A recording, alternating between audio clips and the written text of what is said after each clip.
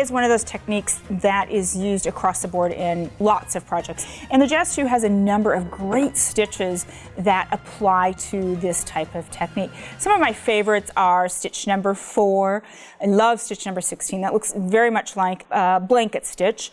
And then you have 24, which looks like a feather stitch. And then one of my other favorites is something called a 3-step, or actually I call it a rickrack stitch. It's a multi-zigzag stitch. The first thing that we're going to do to set ourselves up is you can use a standard presser foot, but I find that I like the open toe presser foot. And this is actually a foot that comes with your machine. What this does is this allows me to see my fabric edge as I'm applying that stitch to it. And by fabric edge, I'm talking about this edge here. I want my stitch to be right along that fabric edge. And then it comes down to the next step of we actually need to select that stitch. So let's take a look at stitch number 16. So we're going to use our stitch selector dial, and we are going to find stitch number 16. And when it appears in our window, we will be ready to set up our settings. And our settings are going to be our width and our length. So the first thing that I'm going to do is I'm actually going to start off with my length at 4, and I'm going to start off with my width at 7. And what I've done is I've actually placed a decorative thread in my needle because I think it just looks sometimes prettier. If I'm testing, I may sometimes change that just to a standard cotton, but we're going to play with that decorative thread. Now, if you look at this stitch, stitch number 16, you can see that the vertical is on the left, the horizontal is on the right, meaning that this vertical is going to run along the edge of my applique piece, or the outside edge of my circle. The horizontal is going to jump into the circle. So that means if I match up, I actually am going to be starting on this side of my fabric. And then what I do is I actually engage that needle down, and I'm going to program it so that the needle stays down. And that is the button that has the 2 triangles. One is white, one is dark, or one is light, one is dark.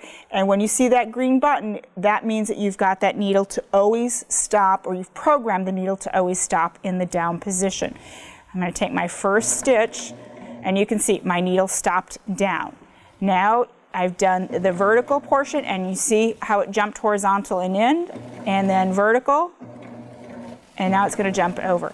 Now that stitch is a little bigger than what I would like. So I have to adjust my stitch width to a smaller setting. That 7 was a little too big for me. So I'm going to start off at 4, and I'm actually going to also change my stitch length. And what the stitch length will do is it will change the length of the vertical portion of the stitch so that my horizontal rungs are a little closer together.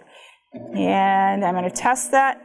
And I like the horizontal, it looks great, but I might want to change my stitch length just down just a little bit. The other thing that you probably are going to want to do is on the side of your machine, you will notice that you have the foot pressure dial. And I would take that to almost a 1 if you're having difficulty maneuvering the fabric at that standard setting of 2. And you can see how much easier it is for me to rotate my fabric. And the goal again is for that needle, in this case on this stitch, to run along the edge of my fabric, and then the horizontal to jump in. And I take my time. For me, it's not a race. And I always just check to make sure that I'm stitching and I'm rotating my fabric. Now I did a little prep work. I also placed a piece of stabilizer underneath this fabric. And I just find that on certain fabrics it helps with the stitches being uniform and the stitches sitting on top of your applique piece. If that isn't available, what I oftentimes will do is I'll put a fabric stabilizer on my fabric itself. Something like spray starches is probably my go-to. And I am just continuing to stitch around this piece of fabric, making sure that that needle and the vertical portion rides along the outside edge of that circle.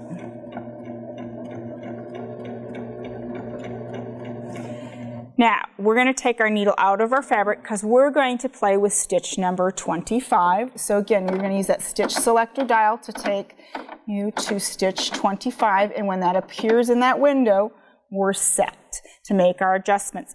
I'm going to make sure that I start at that 7 and I start at that 4. For me, that's the easiest way to make my adjustments, is if I have a constant and they're both equal at the same time, meaning widest width, longest length. And I can already see that that is way too big. So I'm going to adjust that width down to 4, and I'm going to start at that first and see if I still like that length at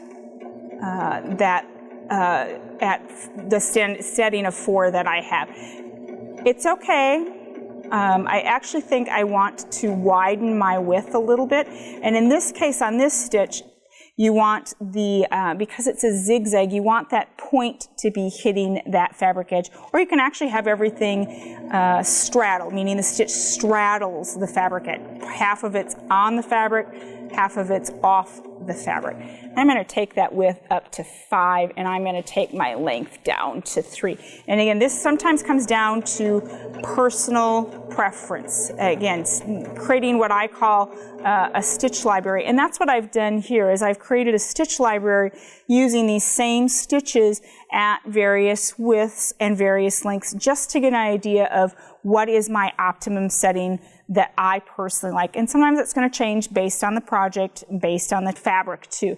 And here's the stitch that I'm stitching out right now, which is that what I call a rickrack stitch. And you can see how pretty that is along that edge. And then the next one here, this is actually what I call the feather stitch, which is stitch number 24 on your machine. So those are 3 really great options for applique. Another great option is actually stitch number 4, and that's actually what you would oftentimes see as a blind hem stitch.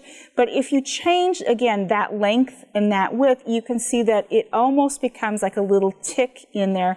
And this is probably where I would use an invisible thread, where I didn't want to see my thread. This is the ideal stitch that I would use, because it's grabbing more of that fabric edge as I'm moving along. So you can see on the Jazz there are a number of stitches that you can use for applique. So it really broadens what you have available for you when you tackle any project that would use this type of technique.